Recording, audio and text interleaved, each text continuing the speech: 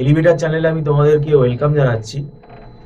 যারা 2025 সালে mat exam দেবে বলে মনে করছো এবং মে মাসে যারা ম্যাট এক্সামটা দিতে চাইছো, মানে 2025 সালের মে মাসে, তাহলে হাতে কিন্তু দেখো সময় কিন্তু খুব একটা বেশি নেই। কেননা আমরা বরাবরই বলে আসি যে ম্যাটের যে এক্সাম প্রিপারেশনটা, এটা কিন্তু একটু সময় নিয়ে করা উচিত। কেননা সিলেবাসটা অনেক বড় এবং পুরো 100% সিলেবাসই যে আমাকে কমপ্লিট করে যেতে হবে সেটাও কিন্তু তার কোনো বাধ্যবাধকতা নেই। কেন কম্পিটিটিভ এক্সামের নেচারটাই এরকম, এখানে তুমি 100% সিলেবাস করে গেলেও এবং 100% কোয়েশ্চেন অ্যাটেন্ড করে আসলেই যে তুমি ভালো স্কোর করবে তার কোনো মানে নেই। অর্ধেক দেখলে তুমি কি হয়ে গেল, নেগেটিভ হয়ে গেল। এবং কোন কোন টপিকগুলো, কোন কোন চ্যাপ্টারগুলো স্কোরিং সেগুলো বুঝতে হবে এবং স্টুডেন্টের ক্যাপাসিটি কতটা সেটা দেখতে হবে। তার কি ব্যাকগ্রাউন্ড আছে, আর্টস ব্যাকগ্রাউন্ড না সায়েন্স ব্যাকগ্রাউন্ড না কমার্স ব্যাকগ্রাউন্ড, এগুলো সব কিন্তু যাচাই করে আমাদের ফ্যাকাল্টিরা কিন্তু এখানে ক্লাস করান। এবং আমাদের এখানে একটা ক্লাস টেস্টের ব্যবস্থা আছে, অনলাইনে নেওয়া হয় এবং পরবর্তীকালে মক টেস্টেরও ব্যবস্থা আছে।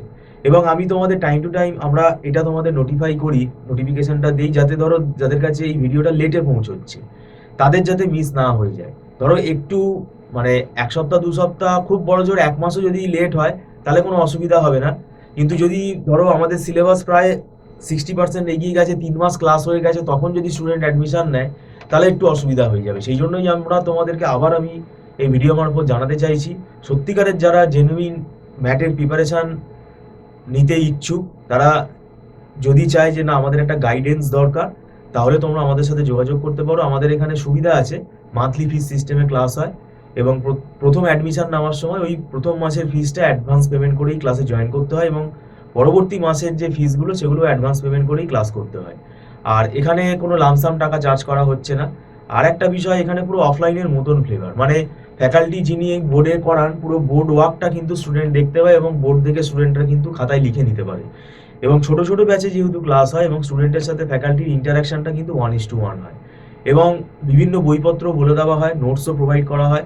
আর একটা বিষয়, এখানে কিন্তু কনসেপ্টের ওপর জোর দেওয়া হয়। ওই কতগুলো সলিউশন কোয়েশ্চেন অ্যান্সার শিট তোমাকে দিয়ে দেওয়া হলো, এইগুলো পড়ে চলে যাও, ওরকম কিন্তু ব্যাপারটা হয় না এখানে কিন্তু।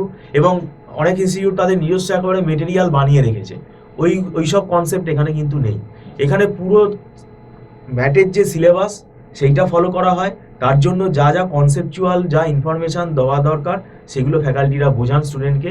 এবং কনসেপ্ট ক্লিয়ার থাকলে কি হয়, আমাদের অ্যান্সারের অ্যাকিউরেসিটা বাড়ে, সেটা কিন্তু খুব ইম্পর্টেন্ট। কেননা আমাদের এখানে একটা নেগেটিভ মার্কিংয়ের ব্যাপার আছে, তো নেগেটিভ মার্কিংটা অ্যাভয়েড করা উচিত। এবং এখানে পরীক্ষা হলে টাইম ম্যানেজমেন্ট একটা খুব ব্যাপার, সেটাও কিন্তু এখানে শেখানো হয়, তার জন্য অনেক টেকনিক্যাল ব্যাপার আছে। তো আমি বলবো, যদি তোমরা একটু লেটে যদি ভিডিওটা এখন দেখো, তাহলে তোমরা এখনো সময় আছে, তোমরা যোগাযোগ করতে পারো, স্ক্রলে ফোন নাম্বার দেওয়া আছে।